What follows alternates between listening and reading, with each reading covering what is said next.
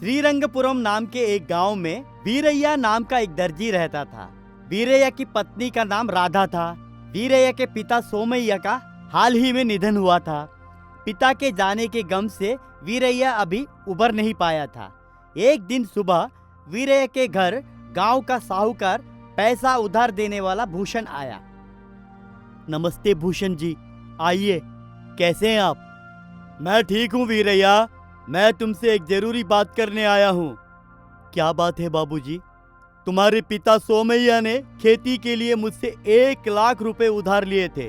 उन्होंने गिरवी के तौर पर अपनी 3 एकड़ जमीन के दस्तावेज मेरे पास रखे थे। समझौते के अनुसार यदि तय हुआ समय सीमा पर कर्ज नहीं चुकाया तो वो जमीन मेरी हो जाएगी। अब क्या कह रहे हैं बाबूजी? मेरे पिताजी ने कर्ज लिया था, वो जमीन तो हमारे पिताजी की जान है। परेशान मत होना वीरैया, मुझे तुम्हारा दुख समझ में आता है, लेकिन व्यापार तो व्यापार होता है। तुम्हारे पिता अब नहीं रहे, इसलिए कर्ज चुकाने की जिम्मेदारी तुम्हारी है। क्या तुम अभी पूरा पैसा दे सकते हो या फिर जमीन मुझे दे दो? समय सीमा खत्म होने वाली है। मेरे पास इतने पैसे कहाँ से आएंगे बाबूजी? मैं तो दर्जी का काम करके अपना पेट भरता हूँ, लेकिन वो जमीन तो मेरे पिताजी की यादों का हिस्सा है। तो फिर तुम क्या करोगे? मुझे तो मेरा पैसा चाहिए। बाबूजी, वो जमीन मेरे पिता की आत्मा है, कृपया मुझे थोड़ा और समय दे। मैं रात दिन मेहनत करूंगा और आपका कर्जा चुका दूंगा।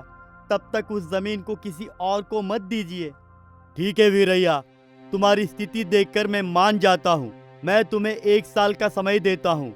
इस बीच तुम्हें ब्याज के साथ मूलधन चुकाना होगा, वरना उस जमीन से अपनी उम्मीद छोड़ देना।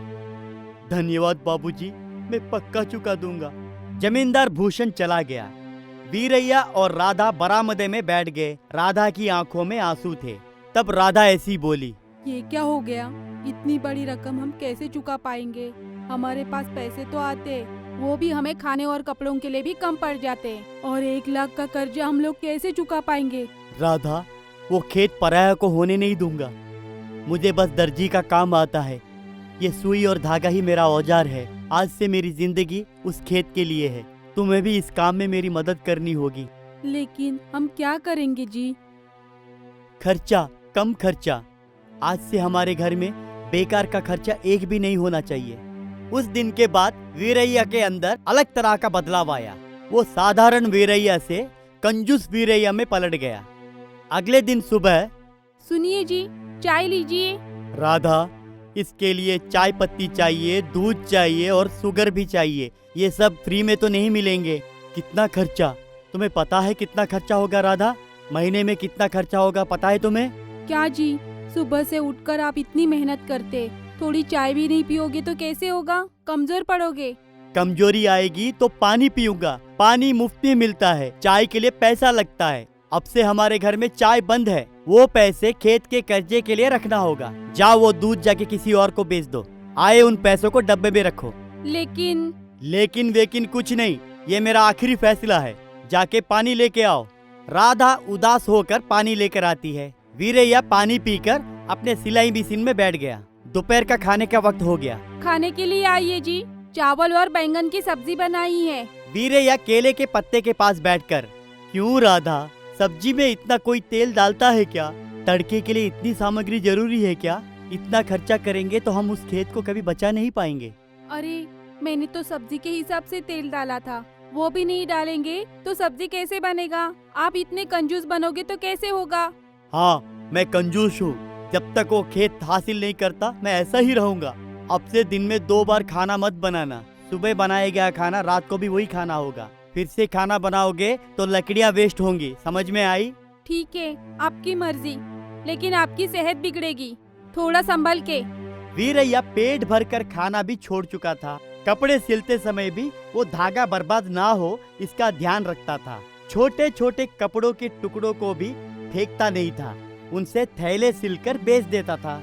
वो सब्जी बेचने वालों के साथ भी घंटों तोलमाल करता था। वीरैया सस्ती सब्जियां लाता था, भले ही वे खराब क्यों न हो। राधा उन्हें देखकर परेशान हो जाती थी। अरे, इन्हें कैसे पकाओ? ये गलेंगे नहीं, ना ही इसमें स्वाद आएगा। हम लोग इंसान हैं, जानवर नहीं। राधा, अगर ना गले तो थोड़ी देर और चूल्हे पर रखना। स्वाद ना हो तो थोड़ा और नमक मिर्च डाल देना। हमारा लक्ष्य बस पेट भरना है, स्वाद चखना नहीं।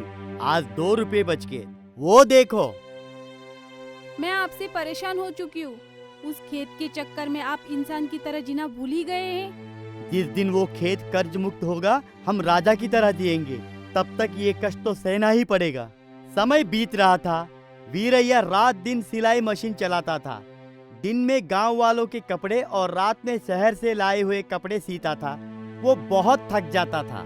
एक रात बहुत देर हो चुकी थी। वीरैया घर के बाहर चबूतरे पर बैठकर शर्ट के बटन टाँक रहा था। सड़क की लाइट टिमटिमा रही थी। वहाँ से गांव के पुजारी जी गुजर रहे थे। क्या हुआ वीरैया, इतनी रात को यहाँ क्यों बैठे हो? घर में चिराग नहीं जलाया क्या? नमस्ते पुजारी जी, घर में दीपक जलाऊं तो तेल खर्च होगा। ये सड़क की लाइट तो मुफ्त है। यहाँ बैठकर सिलने से मेरा पैसा बचता है। तुम्हारी इस कंजूसी को देखकर हंसी भी आती है और दुख भी होता है। क्या पैसे के लिए अपनी आंखों की बलि दे दोगे? कल अगर आंखें नहीं रहे तो क्या ये पैसा तुम्हें बचाएगा? मुझे उस परमात्मा पर भरोसा है पुजारी जी। मैं एक अच्छे काम के लिए, अपने पिताजी की आत्मा की शांति के लिए ये तपस्या कर रहा हूँ। वे मुझे ठीक रखेंगे। तुम्हारी मेहनत अच्छी है, लेकिन शरीर का भी ध्यान रखना चाहिए। खैर, भगवान तुम्हारी इच्छा पूरी करे। एक दिन राधा को बुखार आ गया। वो बिस्तर से उठ नहीं पा रही थी। राधा, तुम्हारी तबीयत बहुत खराब है, क्या मैं जाकर दवा ले आऊं? नहीं जी, वरना हमारी सारी मेहनत बेकार चली जाएगी। अभी थोड़ा और इंतजार करना होगा। मुझे कुछ नहीं होगा। अगर तुम्हें कुछ हो गया तो मैं बर्दाश्त नहीं कर पाऊंगा। ठीक है, मैं जाकर बगीचे की आयुर्वेदिक जड़ी बूटियां ले आता हूँ। वीरैया ने अपनी पत्नी का आयुर्वेदिक इलाज किया। किस्मत से बुखार उतर गया, लेकिन वीरैया के मन में एक डर पैदा हो गया। क्या मैं पैसे के लिए अपनी पत्नी की जान से खेल रहा हूँ? उसे ऐसा महसूस हुआ। आखिरकार समय सीमा की आखिरी दिन आ गया। वीरैया ने अपना लोहे का संदूक खोला। उसमें नोटों की गड्डियां और सिक्के थे। सब कुछ हिसाब से था। पैसा ब्याज मिला के भी था। वीरैया की खुशी का सीमा नहीं रहा। वो खुशी से झूम उठा और वो खुशी से बोला, राधा, राधा, हम जीत गए। पूरे पैसे हो गए। हमने जो मेहनत की, एक एक रुपया आज हमारी फसल को बचा लेगा। राधा खुशी की आंसू से, बहुत खुशी की बात है। आपकी मेहनत रंग लाई। हमने जो मेहनत का एक एक रुपया बचाया था, आज हमारी फसल को बचा लेगा। बिल्कुल राधा, आज हमारे लिए त्योहार है। चलो भूषण जी के घर चलते हैं।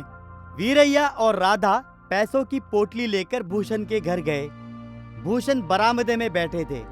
वीरैया को देखते ही वे हैरान रह गए। क्या वीरैया, आज आखिरी दिन है, क्या पैसे लाए हो या खेत छोड़ रहे हो? वीरैया गर्व और विनम्रता से, मैं लाया हूँ बाबूजी। ये लीजिए बाकी के पैसे, ब्याज के साथ गिन लीजिए। वीरैया ने वो पोटली भूषण के सामने पलट दी। भूषण हैरान से देखते हुए दंग रह गया। ये क्या वीरैया, इतने सारे सिक्के कहाँ से लेके आए? ये सब मेरे पेट काट कर, मेरी पत्नी की भूख मिटाकर एक एक रुपया बचा कर लाया हूँ। मैंने चाय नहीं पी, नए कपड़े नहीं खरीदी, अच्छी सब्जियां नहीं खाई। जब पत्नी को बुखार आया तो दवाई के पैसे भी नहीं थे। ये सिर्फ पैसे नहीं है बाबूजी, ये हमारा बलिदान है। मेरे पत्नी के हर आस को मैं जलाकर ये पैसा मैंने जुगाड़ किया है बाबूजी। खेत हमारी जान है। भूषण जी के मुंह से शब्द नहीं निकले। एक साधारण किसान को अपने खेत को बचाने के लिए इतना कष्ट उठाते देखकर उनका मन पिघल गया। उन्होंने पैसे गिनने के लिए कर्मचारियों को बुलाया। 1 घंटा लगा।